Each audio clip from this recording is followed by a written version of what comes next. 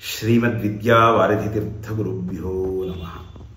ಭಾವಿಸಮೀರ ಶ್ರೀಮದ್ ವಾದಿರಾಜತೀರ್ಥಗುರು ಸಾರ್ವಭೌಮರು ತಮ್ಮ ಸರಸಭಾರತಿ ವಿಲಾಸ ಗ್ರಂಥದಲ್ಲಿ ತಾವು ಹೇಗೆ ಗ್ರಂಥ ರಚನೆಯನ್ನು ಮಾಡಿದ್ದೇವೆ ಅನ್ನುವುದನ್ನು ಪರಿಸ್ಪಷ್ಟವಾಗಿ ತಿಳಿಸಿದ್ದಾರೆ. ಅಯತ್ನೇನೈವ ಯತ್ಕೃತಂ, ಅಪ್ರಯತ್ನವಾಗಿ ನಾವು ಈ ಕಾವ್ಯವನ್ನು ರಚನೆ ಮಾಡಿದ್ದೇವೆ. ಯತ್ನಾಸಾಧ್ಯಂ, ಬೇರೆಯವರು ಮಹಾಪ್ರಯತ್ನ ಪಟ್ಟರೂ ಸಹಿತ ಮಾಡಲಿಕ್ಕೆ ಸಾಧ್ಯವಿಲ್ಲ, ನಾವು ಅಪ್ರಯತ್ನವಾಗಿ ಮಾಡಿದ್ದೇವೆ ಅಂತ ರಾಜರು ಹೇಳಿದ್ದಾರೆ. ಈ ಮಾತಿನ ಉಲ್ಲೇಖವನ್ನು ಮಾಡಿ ಇದು ರಾಜರ ಮಹಿಮೆಯಲ್ಲ, ರಾಜರು ಹೇಳಿಕೊಂಡದ್ದಲ್ಲ, ದೇವರ ಮಹಿಮೆಯನ್ನು ಹೇಳ್ತಾ ಇದ್ದಾರೆ. ನಾಗೇಂದ್ರಾಚಾರ್ಯರು ಇನ್ನು ಅರ್ಧ ಶ್ಲೋಕ ಬಿಟ್ಟಿದ್ದಾರೆ ಅಂತ ಆಪಾದನೆಯನ್ನು ಬೇರೆ ಮಾಡಿ ಮದಭಾವಿಯವರು ಮಾತನಾಡಿದ್ದಾರೆ. ಇಲ್ಲಿ ಯತ್ನಾಸಾಧ್ಯವಿದಂ ಕಾವ್ಯಂ ಅಯತ್ನೇನೈವ ಯತ್ಕೃತಂ ಅಂತನ್ನುವ ಅರ್ಧವಾಕ್ಯವನ್ನು ಓದಿದ್ರು. ಯತ್ನದಿಂದ ಅಸಾಧ್ಯವಾದದ್ದು ಅನಾಯಾಸವಾಗಿ ನಾನು ಮಾಡಿದೆ ಅಂತ. ಆದದ್ದು ಹೇಗೆ ಅಂತ ಕೇಳಿದ್ರೆ ವಾದಿರಾಜ ಗುರು ಸಾರ್ವಭೌಮರು ಹೇಳ್ತಾರೆ, ಅತಃಕರ್ತುಂ ಅಕರ್ತುಂಚ ಸಮರ್ಥೋಭೂನ್ ಮಮ ಪ್ರಭು. ನನ್ನ ಸ್ವಾಮಿಯಾದಂತಹ ಪರಮಾತ್ಮ ಕರ್ತುಂ ಅಕರ್ತುಂ ಅನ್ಯಥಾ ಕರ್ತುಂ, ಇದನ್ನ ವಾದಿರಾಜ ಗುರು ಸಾರ್ವಭೌಮರಿಗೆ ತೋರಿಸಿಕೊಡಬೇಕಾಗಿದೆ. ಆ ಪರಮಾತ್ಮನ ಅನುಗ್ರಹದಿಂದ ಈ ಗ್ರಂಥವನ್ನು ನಾನು ಬರೆದು ಮುಗಿಸಿದ್ದೇನೆ ಅಂತ ಹೇಳೋದಕ್ಕೆ ಹೊರಟಿದ್ದಾರೆ. ಆ ದೇವರ ಅನುಗ್ರಹ ಇದೆ ಅಂತನೋ ಮಾತನ್ನ ಬಿಟ್ಟುಬಿಟ್ರು. ಯಾಕೆ? ಮಧುಭಾವಿಯವರೇ, ನಾವು ಮಾತನಾಡ್ತಾ ಇರೋದೇ ನಿಮಗೆ ಅರ್ಥ ಆಗ್ತಾ ಇಲ್ಲ. ವಿಡಿಯೋದಲ್ಲಿ ಸ್ಪಷ್ಟವಾಗಿ ನಾವು ಶ್ಲೋಕವನ್ನು ಹಾಕಿದ್ದೇವೆ ಮತ್ತು ಅದನ್ನು ಉಚ್ಚಾರಣೆ ಮಾಡಿ ಅರ್ಥವನ್ನು ಹೇಳಿದ್ದೇವೆ. ಕೇಳಿ. ಯತ್ನಾಸಾಧ್ಯಮಿದಂ ಕಾವ್ಯಂ ಅಯತ್ನೇನೈವ ಯತ್ಕೃತಂ ಅತಃ ಕರ್ತುಮಕರ್ತುಂಚ ಸಮರ್ಥೋಭೂನ್ ಮಮ ಪ್ರಭು. ಅಪ್ರಯತ್ನವಾಗಿ ಈ ಗ್ರಂಥವನ್ನು ರಚನೆ ಮಾಡಿದ್ದೇನೆ, ನನ್ನ ಅಂತರ್ಯಾಮಿ ಮಾಡಿದ್ದಾನೆ.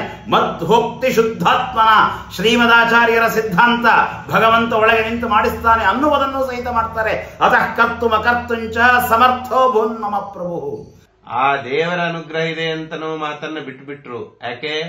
ಅವರಿಗೆ ಹೇಳಬೇಕಾದದ್ದೇನಿದೆ? ಆಯಾಸಮಸ್ಮನ್ ಮೃದುಮಾನಸಸ್ಯ ಅನ್ನೋಲ್ಲಿ ಆಯಾಸವನ್ನು ಹೇಳಿದ್ದಾರೆ. ಅಯತ್ನೇನೈವ ಯತ್ಕೃತಂ ಅಂತ ಹೇಳಿ ಇಲ್ಲಿ ಯತ್ನ ಇಲ್ಲದೇನೆ ಅಯತ್ನ ಅಂತನೋ ಶಬ್ದಕ್ಕೆ ಪಾಪ ಅವರಿಗೆ ಗೊತ್ತಿಲ್ಲ, ಶಾಸ್ತ್ರವನ್ನ ಪರಿಪೂರ್ಣವಾಗಿ ಓದಿಲ್ಲಲ್ಲ. ಅನೂದರ ಕನ್ಯಾ ಅನ್ನೋದಕ್ಕೆ ಅರ್ಥ ಏನು? ಹೊಟ್ಟೆ ಇಲ್ಲದೆ ಇರುವಂತಹ ಕನ್ಯೆ ಅಂತ ಅರ್ಥವಾ ಅದಕ್ಕೆ? ಅಲ್ಲ, ಹೊಟ್ಟೆ ಎಷ್ಟಿರಬೇಕು ಅಷ್ಟೇ ಇದೆ ಅಂತ ಅರ್ಥ. ಹಾಗೆ ಅಯತ್ನೇನೈವ ಯತ್ಕೃತಂ ಅನ್ನೋದಕ್ಕೆ ಅರ್ಥ ಏನು? ಒಬ್ಬ ವ್ಯಕ್ತಿ ಮಹಾಜ್ಞಾನಿಗಳು ಎಷ್ಟು ಯತ್ನವನ್ನು ಮಾಡಬೇಕೋ ಅಷ್ಟು ಯತ್ನವನ್ನು ಮಾಡಿದ್ದಾರೆ ಅಂತ ಈ ಅರ್ಥ ಎಲ್ಲರಿಗೂ ತೋರುವಂಥದ್ದು. ನಾನು ಹೇಳುವ ಕಾರಣ ಇಲ್ಲ, ಆದರೆ ಮಹಾಯತ್ನ ಮಾಡುವ ಕಾರಣ ಇಲ್ಲ. ವಾದಿರಾಜ ಗುರು ಸಾರ್ವಭೌಮರು ಮಹಾಜ್ಞಾನಿಗಳು. ಅಂತ ಜ್ಞಾನಿಗಳಿಗೆ ಈ ಗ್ರಂಥವನ್ನು ರಚನೆ ಮಾಡ್ತಾ ಇರಬೇಕಾದ್ರೆ ಬಹಳ ಯತ್ನ ಮಾಡುವ ಕಾರಣ ಇಲ್ಲ ಅಂತ ಅರ್ಥ. ಮದಭಾವಿಯವರೇ, ಶ್ರೀಮದ್ ಆನಂದ ತೀರ್ಥ ಭಗವತ್ಪಾದಾಚಾರ್ಯರು ನಿಮಗಾಗೆ ಒಂದು ಶ್ಲೋಕವನ್ನು ಹೇಳಿದ್ದಾರೆ. ಪೈಂಗಿಶ್ರುತಿಯ ವಚನ. ಅಜ್ಞಾನ ದೋಷ ವಿಜ್ಞಾನಂ ಗುಣಜ್ಞಾನಂ ಯಥಾರ್ಥತಃ ಅಂತ ಹೇಳಿ. ರಾಜರಲ್ಲಿ ಆಯಾಸ, ರಾಜರೊಳಗಡೆಗೆ ಗ್ರಂಥಕರಣ ಮಾಡುವ ಶಕ್ತಿ ಇಲ್ಲ, ಕಥಂ ಸ್ತೋತುಂ ಶಕ್ತಿರ ಭವಿಷ್ಯತಿ ಇತ್ಯಾದಿ ಎಲ್ಲ ಏನು ದೋಷವನ್ನು ಹೇಳ್ತಾ ಇದ್ದೀರಲ್ಲ, ಅದು ಅಜ್ಞಾನದಿಂದ. ಶ್ರೀಮದಾಚಾರ್ಯರ ನಿರ್ಣಯ ಅಜ್ಞಾನಾತ್ ದೋಷ ವಿಜ್ಞಾನಂ. ಎಲ್ಲ ವಾಕ್ಯಗಳ ಜ್ಞಾನವಿಲ್ಲದೆ ಇದ್ದಾಗ ದೋಷಜ್ಞಾನ ಉಂಟಾಗ್ತದೆ. ಗುಣಜ್ಞಾನಂ ಯಥಾರ್ಥತಃ, ಸಕಲ ವಾಕ್ಯಗಳನ್ನು ನೋಡಿ ಏಕವಾಕ್ಯತೆಯನ್ನ ಪಡಿಬೇಕು. ಇವರು ಹೇಳ್ತಾರೆ ಸರಸಭಾರತಿ ವಿಲಾಸದಿಂದ ತೀರ್ಥ ಪ್ರಬಂಧಕ್ಕೆ ಉತ್ತರ ಕೊಡ್ಲಿಕ್ಕೆ ಬರ್ತಾ ಇದ್ದಾರೆ ಅಂತ. ಈಗ ತೀರ್ಥ ಪ್ರಬಂಧವನ್ನ ಇಟ್ಕೊಂಡು ಸರಸಭಾರತಿ ವಿಲಾಸವನ್ನ ಇಟ್ಕೊಂಡು ಹೊರಟಿದ್ದಾರೆ. ಸರಸಭಾರತಿ ವಿಲಾಸದಲ್ಲಿ ಹೇಳಿದ ಮಾತುಗಳಿಂದ ತೀರ್ಥ ಪ್ರಬಂಧದಲ್ಲಿ ಹೇಳಿದಂತಹ ಮಾತುಗಳಿಗೆ ಅರ್ಥವನ್ನ ಮಾಡಿಕೊಳ್ಳಬೇಕು ಅಂತ ಹೇಳ್ತಾ ಇಲ್ಲಿಯೂ ಕೂಡ ವ್ಯಾಖ್ಯಾನವನ್ನ ತಿರುಚಿ ಮಾಡುವುದು ಅದಕ್ಕೆ ಅವರು ಸಿದ್ಧಹಸ್ತ. ಮೊದಲಿನಿಂದ ಮಾಡ್ತಾ ಇದ್ದದ್ದೇ ಅದನ್ನೇ ಅವರು. ಸಕಲ ವಾಕ್ಯಗಳನ್ನು ನೋಡಿ ಏಕವಾಕ್ಯತೆಯನ್ನ ಪಡಿಬೇಕು. ಇವರು ಹೇಳ್ತಾರೆ ಸರಸಭಾರತಿ ವಿಲಾಸದಿಂದ ತೀರ್ಥ ಪ್ರಬಂಧಕ್ಕೆ ಉತ್ತರ ಕೊಡ್ಲಿಕ್ಕೆ ಬರ್ತಾ ಇದ್ದಾರೆ ಅಂತ. ನಾವು ಹೇಳುವ ಮಾತು ಸಕಲ ಶಾಸ್ತ್ರಕ್ಕೆ ಅನುಸಾರಿಯಾಗಿರಬೇಕು, ಏಕವಾಕ್ಯತೆ ಇರಬೇಕು. ಆ ಮಧ್ವ ಸಿದ್ಧಾಂತದ ಪರಿಚಯ ನಿಮಗಿಲ್ಲ. ಇನ್ನು ಎರಡನೆಯ ಮಧ್ವ ಸಿದ್ಧಾಂತ, ಏನೇ ಮಾಡಿದರೂ ನಮ್ಮ ಅಂತರ್ಯಾಮಿ ಮಾಡಿಸ್ತಾನೆ. ಈ ಮಾತನ್ನ ಬೇರೆಯವರು ಮುಂದಿನವರು ಹೇಳಿದ್ದಲ್ಲ, ಸ್ವಯಂ ಶ್ರೀಮದ್ ಆನಂದ ತೀರ್ಥ ಭಗವತ್ಪಾದಾಚಾರ್ಯರು ಹೇಳಿದ್ದಾರೆ. ಸ್ವಯಂ ಶ್ರೀಮದಾನಂದ ತೀರ್ಥ ಭಗವತ್ಪಾದಾಚಾರ್ಯರು ನ್ಯಾಯ ವಿವರಣದಲ್ಲಿ ಹೇಳ್ತಾರೆ, ಸಮಮ ಸ್ವಕೃತೇನೈವ ಪ್ರಿಯತಾಂ ಪುರುಷೋತ್ತಮ. ಶ್ರೀಮದ್ ಭಾಷ್ಯದ ರಚನೆಯಾಗಿದೆ, ಅನುವ್ಯಾಖ್ಯಾನದ ರಚನೆಯಾಗಿದೆ. ಈಗ ನ್ಯಾಯ ವಿವರಣವನ್ನು ರಚನೆ ಮಾಡ್ತಾ ಇದ್ದೇನೆ. ಬೇರೆಯವರಿಗೆ ಮಾಡಲಿಕ್ಕೆ ಅಸಾಧ್ಯವಾದದ್ದಿದು. ಕೇವಲ ಭಗವಂತನ ಕೃಪೆ ಇದ್ದದ್ದಕ್ಕಾಗಿ ನಾನು ಇದರ ರಚನೆಯನ್ನ ಮಾಡಿದ್ದೇನೆ ಅಂತ ಹೇಳಿ, ಸಯೇವ ಸ್ವಕೃತೇನೈವ, ಅವನೇ ಮಾಡಿದ್ದಾನೆ. ಭಾಷ್ಯ ರಚನೆ ಯಾರು ಮಾಡಿದ್ದು? ಶ್ರೀಮದಾನಂದ ತೀರ್ಥ ಭಗವತ್ಪಾದಾಚಾರ್ಯರು ತಾನೆ. ಶ್ರೀಮದಾಚಾರ್ಯರನ್ನೇ ಭಾಷ್ಯಕಾರರು ಅಂತ ಕರೆಯೋದು ತಾನೆ. ಆದರೆ ಶ್ರೀಮದಾಚಾರ್ಯ ಹೇಳ್ತಾರೆ, ಸಯೇವ ಸ್ವಕೃತೇನೈವ, ಮಾಡಿದ್ದು ಸ್ವಾಮಿ ಪ್ರಿಯತಾಂ ಪುರುಷೋತ್ತಮ, ನಾನು ಮಾಡಿಲ್ಲ. ಇದೇ ಮಧ್ವ ಸಿದ್ಧಾಂತ. ಶ್ರೀಮದಾಚಾರ್ಯರು ಹೇಳಿಕೊಟ್ಟದ್ದಿದೆ, ನಾಹಂಕರ್ತ ಹರಿಕರ್ತ, ಜತೆಯೊಳಗೆ ತತ್ಪೂಜಾ ಕರ್ಮಚಾಖಿಲಂ, ಎಲ್ಲವೂ ಭಗವದ್ ಆರಾಧನೆ. ತಥಾಪಿ ಮತ್ಕೃತ ಪೂಜಾ, ಯಾವ ಅಧಿಷ್ಠಾನದಲ್ಲಿ ನಿಂತು ಯಾವ ಕಾರ್ಯವನ್ನು ಭಗವಂತ ಮಾಡ್ತಾನೆಯೋ ಆ ಕಾರ್ಯ, ಆ ಅಧಿಷ್ಠಾನ ಆ ಜೀವಕ್ಕೆ ಸಲ್ಲುತ್ತದೆ. ಯತ್ನಾಸಾಧ್ಯವಿದಂ ಕಾವ್ಯಂ ಅಯತ್ನೇನೈವ ಯತ್ಕೃತಂ, ಅಪ್ರಯತ್ನವಾಗಿ ರಾಜರಿಂದ ಮಾಡಿಸಿದ್ದು ಭಗವಂತನೇ, ಅಪ್ರಯತ್ನವಾಗಿ ಕಾವ್ಯ ರಚನೆಯನ್ನ ಮಾಡಿದರು ಅನ್ನುವ ಗುಣ ಯಾರಲ್ಲಿ ಬಂತೀಗ? ವಾದಿರಾಜ ತೀರ್ಥ ಗುರು ಸಾರ್ವಭೌಮರಲ್ಲಿ ಬಂತು. ನಮಾಂಕರ್ಮಾಣಿ ಲಿಂಪಂತಿ ನಮೇ ಕರ್ಮ ಫಲೇ ಸ್ಪೃಹ. ಅನಂತ ಜೀವರಾಶಿಗಳಲ್ಲಿ ನಿಂತುಕೊಂಡು ಅನಂತ ಕಾರ್ಯಗಳನ್ನು ಮಾಡುವವನು ಭಗವಂತನೇ, ಕರ್ಮ ಲೇಪ ಅವನಿಗಿಲ್ಲ. ಇಲ್ಲ, ಅಪ್ರಯತ್ನವಾಗಿ ಗ್ರಂಥ ರಚನೆಯನ್ನ ಏನು ನಾನು ಮಾಡಿದ್ದೇನೆ ಅದು ಭಗವಂತನ ಅನುಗ್ರಹ. ರಾಜರು ಹೇಳ್ತಾ ಇದ್ದಾರೆ, ಮಧ್ವ ಸಿದ್ಧಾಂತದ ವಿಷಯ, ಮಧ್ವ ಸಿದ್ಧಾಂತದ ವಿಷಯ. ಇನ್ನ ರಾಜರು ಅತ್ಯಲ್ಪ ಪ್ರಯತ್ನದಿಂದ ಕಾರ್ಯವನ್ನ ಮಾಡಿದ್ದಾರೆ ಅನ್ನುವುದಕ್ಕೆ ಅಯತ್ನೇನೈವ ಯತ್ಕೃತಂ ಅಂತ ಹೇಳ್ತಾ ಇದ್ದಾರೆ ರಾಜರು. ಅದಕ್ಕೆ ಸಾಕ್ಷಿ ರುಕ್ಮಿಣೀಶ ವಿಜಯ. ರುಕ್ಮಿಣೀಶ ವಿಜಯದ ಕಥೆ, ನಿರ್ಮಾಣವಾದಂತಹ ಪ್ರಸಂಗ ಗೊತ್ತಿಲ್ಲೇ ನಮ್ಮ ಮದಭಾವಿಯವರೇ? ಗೊತ್ತಿಲ್ಲ? ಪಾಠ ಹೇಳಿಲ್ಲ ನಿಮ್ಮ ಗುರುಗಳು ನಿಮಗೆ? ನಿಮ್ಮ ಪಾಠ ಪ್ರವಚನದಲ್ಲಿ ಬಂದಿಲ್ಲ ಅದು? ಬಹಳ ದೊಡ್ಡ ವಿದ್ವತ್ ಸಭೆ ನಡೀತಾ ಇದೆ, ರಾಜಾದಿಗಳು ನಡೆಸ್ತಾ ಇರತಕ್ಕಂತಹ ವಿದ್ವತ್ ಸಭೆ. ಎಲ್ಲರೂ ಸೇರಿದ್ದಾರೆ. ಈಗಿನ ಕಾಲದ ಅತ್ಯುತ್ಕೃಷ್ಟ ಕಾವ್ಯ ಯಾವುದು ಅಂತ ಹೇಳಿ ಚರ್ಚೆಯನ್ನ ಮಾಡ್ತಾ ಇದ್ದಾರೆ. ಕಡೆಗೆ ನಿರ್ಣಯ ಮಾಡ್ತಾರೆ. ಮಾಘೇ ಸಂತಿ ತ್ರಯೋಗುಣಾಃ, ಮಾಘದ ಕಾವ್ಯದೊಳಗೆ ಎಲ್ಲ ತರಹದ ಗುಣವಿದೆ, ಹೀಗಾಗಿ ಶಿಶುಪಾಲ ವಧೆ ಸರ್ವೋತ್ಕೃಷ್ಟವಾದಂತಹ ಕಾವ್ಯ ಅಂತ ನಿರ್ಣಯ ಮಾಡಿ ಅದಕ್ಕೆ ಗೌರವ ಕೊಡೋದಕ್ಕೆ ಮುಂದಾಗ್ತಾರೆ. ರಾಜರು ಈ ಸುದ್ದಿಯನ್ನು ತಿಳಿದು ಹೇಳ್ತಾರೆ, ನಮ್ಮಲ್ಲಿ ಒಂದು ಗ್ರಂಥ ಇದೆ, ಅದನ್ನು ನೋಡಿ ನಿರ್ಣಯ ಮಾಡಿ ಅಂತ. ದೇವರ ಪೂಜೆ ಆಗಬೇಕು. ದೇವರ ಪೂಜೆ ಆದ ಬಳಿಕ ಗಂಧವನ್ನು ಹಚ್ಚಿಕೊಳ್ಳುವ ಸಂದರ್ಭದೊಳಗೆ, ಗಂಧಾಕ್ಷತೆಗಳನ್ನು ಹಚ್ಚಿಕೊಳ್ಳುವ ಸಂದರ್ಭದಲ್ಲಿ ಶ್ರೀಮದ್ವಾದಿರಾಜ ತೀರ್ಥ ಗುರು ಸಾರ್ವಭೌಮರು ಶಿಷ್ಯರನ್ನ ಕರೆಸಿ ಕೂಡಿಸಿ ತಾವು ಶ್ಲೋಕಗಳನ್ನು ಹೇಳ್ತಾ ಹೋಗಬೇಕು, ಶಿಷ್ಯರ ಬರ್ಕೊಳ್ತಾ ಹೋಗಬೇಕು. 1,000ಕ್ಕೂ ಹೆಚ್ಚಿನ ಶ್ಲೋಕಗಳನ್ನು ಸಹಜವಾಗಿ ಬರೆಸ್ತಾರೆ. ಯತ್ನಾ ಸಾಧ್ಯಮಿದಂ ಕಾವ್ಯಂ. ಆ ರುಕ್ಮಿಣೀಶ ವಿಜಯವನ್ನು ಪರಿಪೂರ್ಣವಾಗಿ ಓದಿ ಅದರ ಅರ್ಥವನ್ನು ತಲೆಗೆ ತಂದುಕೊಳ್ಳಲಿಕ್ಕೆ ಸಾಧ್ಯವಿಲ್ಲ. ಶ್ರೀಮದಾನಂದ ತೀರ್ಥ ಭಗವತ್ಪಾದಾಚಾರ್ಯರ ಸಿದ್ಧಾಂತವನ್ನು ತುಂಬಿ ನಮ್ಮ ಸ್ವಾಮಿಯ ಕಥೆಯನ್ನು, ಶ್ರೀಕೃಷ್ಣ ದೇವರ ಕಥೆಯನ್ನು ನಮ್ಮ ಭಾವಿ ಸಮೀರರು ಹೇಳಿದ್ದಾರೆ. ಹೇಗೆ ಶ್ರೀಮದಾನಂದ ತೀರ್ಥ ಭಗವತ್ಪಾದಾಚಾರ್ಯರು ಅನುವ್ಯಾಖ್ಯಾನವನ್ನು ರಚನೆ ಮಾಡಿದರಲ್ಲ ನಿರಾಯಾಸವಾಗಿ, ಹಾಗೆ ರಚನೆ ಮಾಡಿದರು. ಅಪ್ರಯತ್ನೇನ ಅಂದರೆ ಯತ್ನವೇ ಇಲ್ಲ, ಸುಮ್ಮನೆ ಸಂಕಲ್ಪ ಮಾತ್ರದಿಂದ ಆಯಿತು ಹಾಗೆ ಹೇಳ್ತಾ ಇಲ್ಲ. ಶ್ರೀಮದಾಚಾರ್ಯ ನೀವು ಹೇಳಿದ್ರಲ್ಲ ಅನೂದರ, ಆ ದೃಷ್ಟಾಂತ ಬೇಕಾಗಿಲ್ಲ ನಮಗೆ. ಶ್ರೀಮದಾಚಾರ್ಯರ ಗ್ರಂಥದ ದೃಷ್ಟಾಂತವಿದೆ. ಗಂಗಾಂ ಅತೋಯಾಂ ಗಂಗಾಂ. ವ್ಯಾಖ್ಯಾನಕಾರರ ಅರ್ಥ ಬರೀತಾರೆ, ಅಲ್ಪತೋಯಾಂ ಅಂತ ಅರ್ಥವನ್ನು ಬರೀತಾರೆ. ಅತ್ಯಂತ ಸಹಜವಾಗಿ ರುಕ್ಮಿಣೀಶ ವಿಜಯದಂತಹ ಪರಮಾದ್ಭುತವಾದ ಗ್ರಂಥ, ಪರಮಾದ್ಭುತವಾದ ಗ್ರಂಥ.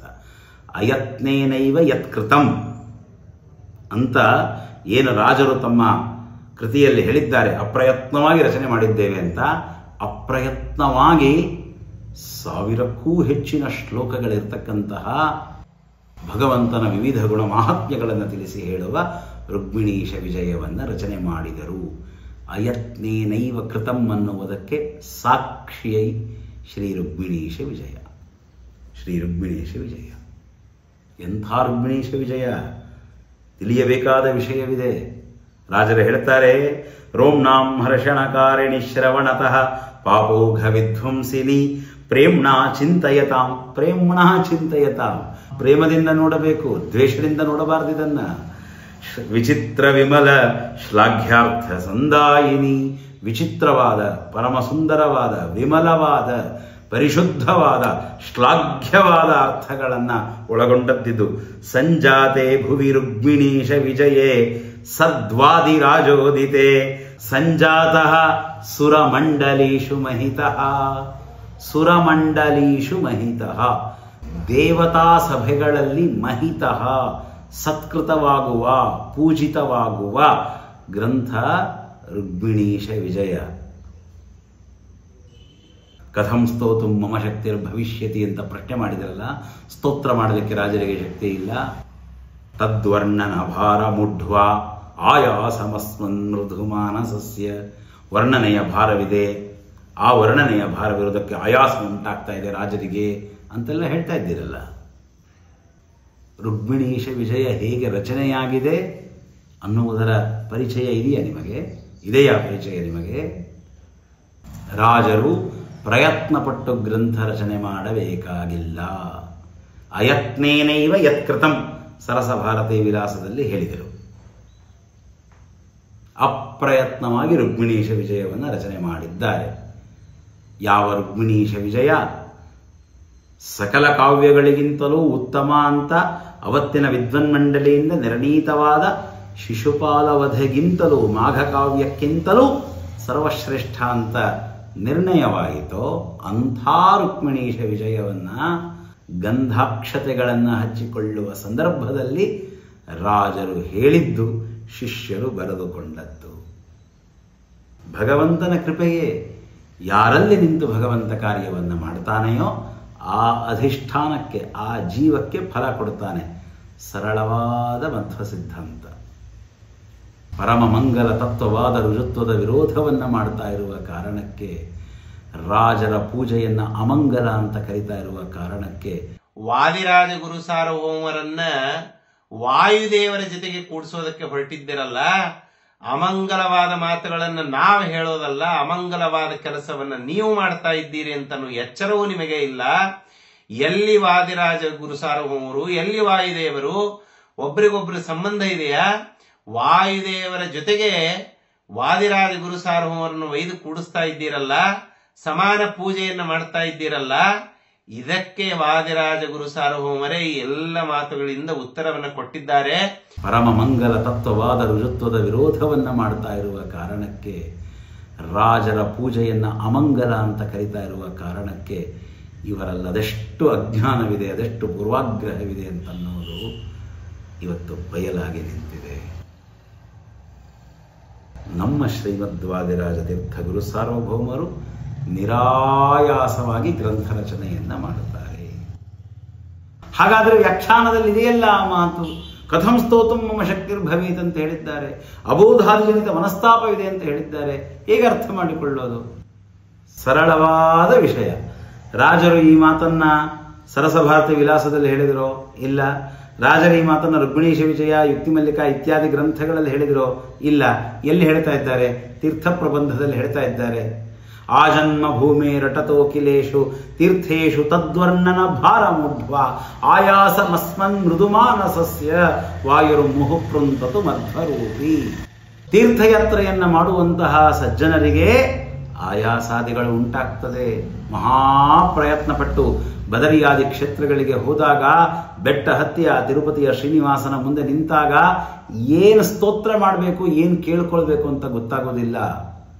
ತದ್ವರ್ಣನ ಭಾರ ಮುಢ್ವ, ಆ ವರ್ಣನೆ ಮಾಡ್ಲಿಕ್ಕೆ ಆಗುವುದಿಲ್ಲ. ರಾಜರು ಹೇಳಿಕೊಟ್ಟು ಅನುಸಂಧಾನ ಬರುವುದಿಲ್ಲ. ಆಗ ಆಯಾಸವಾಗತ್ತೆ. ಏನ್ ಮಾಡಬೇಕು? ಶ್ರೀಮದಾಚಾರ್ಯರ ಸ್ಮರಣೆ ಮಾಡು. ಆ ಸ್ವಾಮಿಯ ಮುಂದೆ ನಿಂತಾಗ ಆನಂದ ತೀರ್ಥವರದನ ದರ್ಶನವಾಗ್ತದೆ. ರಾಜರು ಮಾರ್ಗ ತೋರಿಸ್ತಾ ಇದ್ದಾರೆ, ಸಜ್ಜನರಿಗಾಗಿ ದಾರಿ ತೋರಿಸ್ತಾ ಇದ್ದಾರೆ. ಮನಃ ಅನ್ನುವ ಶಬ್ದದಿಂದ ಸಜ್ಜನರು ಪ್ರಕೃತರಾಗಿದ್ದಾರೆ, ಸಜ್ಜನರ ಅಧಿಕಾರಿಗಳು. ಆ ಅಧಿಕಾರಿಗಳು ಎಲ್ಲೆಲ್ಲಿ ಪ್ರಸ್ತುತರಾಗ್ತಾರೆಯೋ ಎಲ್ಲ ಕಡೆಯಲ್ಲೂ ಅವರನ್ನು ತೆಗೆದುಕೊಳ್ಳಬೇಕು.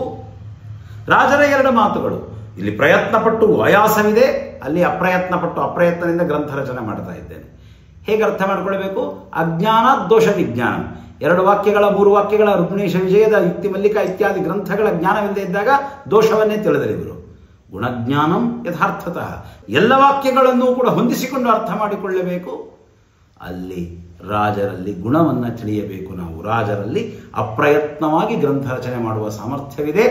ಪ್ರತ್ಯಕ್ಷ ಸಾಕ್ಷಿ ರುಕ್ಮಿಣೀಶ ವಿಜಯವಿದೆ, ಪ್ರತ್ಯಕ್ಷ ಸಾಕ್ಷಿ ಇದೆ. ಹಾಗಾದ್ರೆ ಇಲ್ಲಿ ಹೇಳಿದ್ದಾರಲ್ಲ, ಸಜ್ಜನರಿಗಾಗಿ ಹೇಳಿಕೊಟ್ಟಿದ್ದಾರೆ. ಸಜ್ಜನರಿಗದು ಉಪದೇಶ. ಅತ್ಯಂತ ಸರಳವಾಗಿದೆ ವಿಷಯ, ಸಜ್ಜನರಿಗೆ ಸುಲಭವಾಗಿ ಅರ್ಥವಾಗ್ತದೆ. ಆದರೆ ದುರಾಗ್ರಹ ಗೃಹೀತರಾದವರಿಗೆ ಸರ್ವಥಾ ಅರ್ಥವಾಗುವುದಿಲ್ಲ ಅಂತ ಹೇಳ್ತಾ ಗುರುವಂತರ್ಗತ ಮಧ್ವಾಂತರ್ಗತ ಶ್ರೀಕೃಷ್ಣಾರ್ಪಣಮಸ್ತು.